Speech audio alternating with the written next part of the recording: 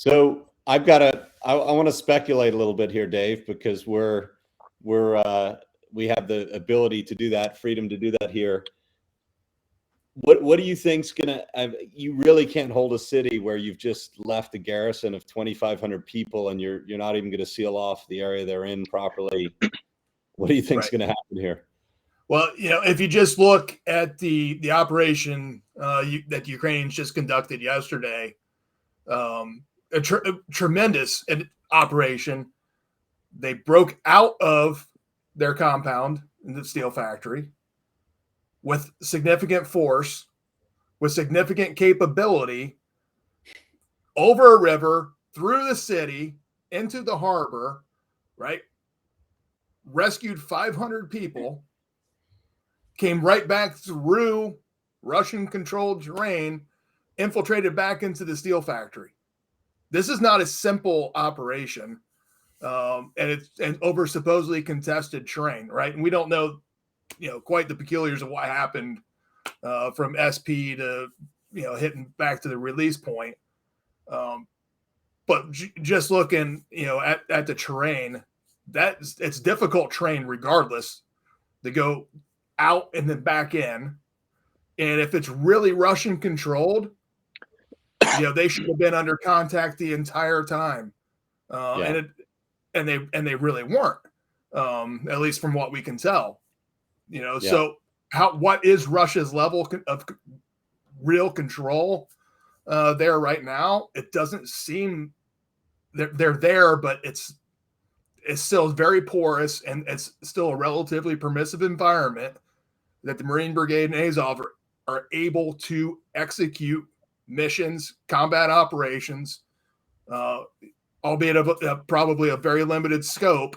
But if you leave a skeleton garrison of 4 to 5 BTGs of questionable quality, manning, equipment, and sustainment, that you don't really own that city.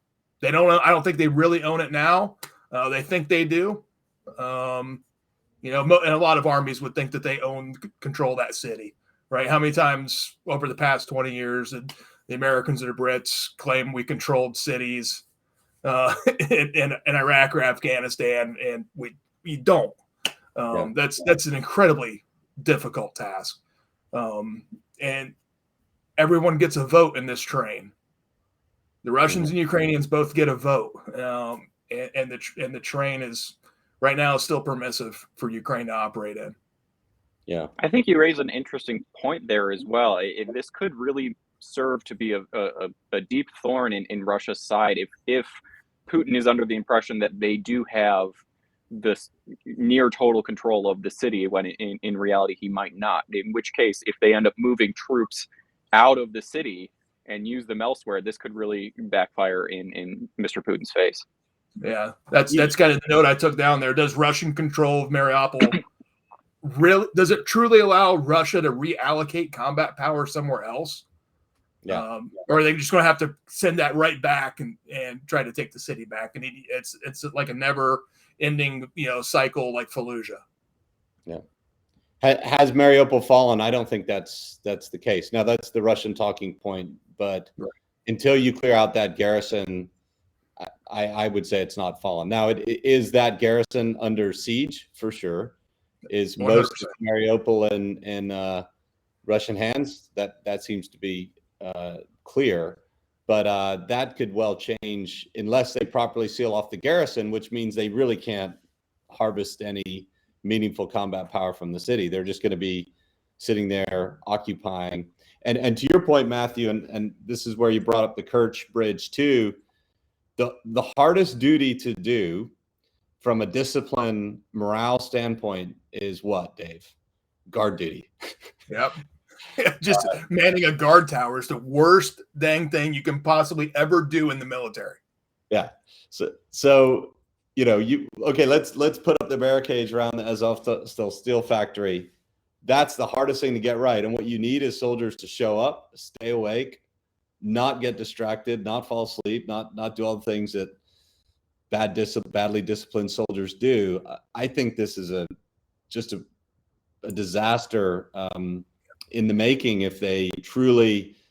Well, it's a tough choice. Either keep all your combat power in there and derive none of the benefit, and the only gain there is not as many casualties on your side going in to clear people out. So that's what option A. Option B is say it's clear and it really isn't, and leave a festering sore in the middle of Mariupol that could be regenerated. So I don't know what's going to happen. It'll be interesting to watch, and that's something everyone should watch for in the next week, is how many battalion tactical groups are moved out of Mariupol, if any. And if you don't see any, which they're starting to say they are going to be moved out or are on the way, if you don't see any, then they're doing the right thing, which is sealing off this festering wound, or they're taking a huge amount of risk and leaving a festering wound and moving some troops out into other places. So that's what I'll be looking for on that. So it's a bigger city than Ramadi. Yeah. It's about twice the population of Ramadi. And Ramadi was a heck of a thorn in the American side that ended up a division plus worth of combat powers committed to that city, in 2005, 6, 7. And that's American, Marine Corps augmented by U.S. Army combat power for a city half that size. Mm-hmm. I think for American comparison, I believe the size of Mariupol is roughly around the size of Long Beach, California, as well. That's quite a it's right about 500,000 people.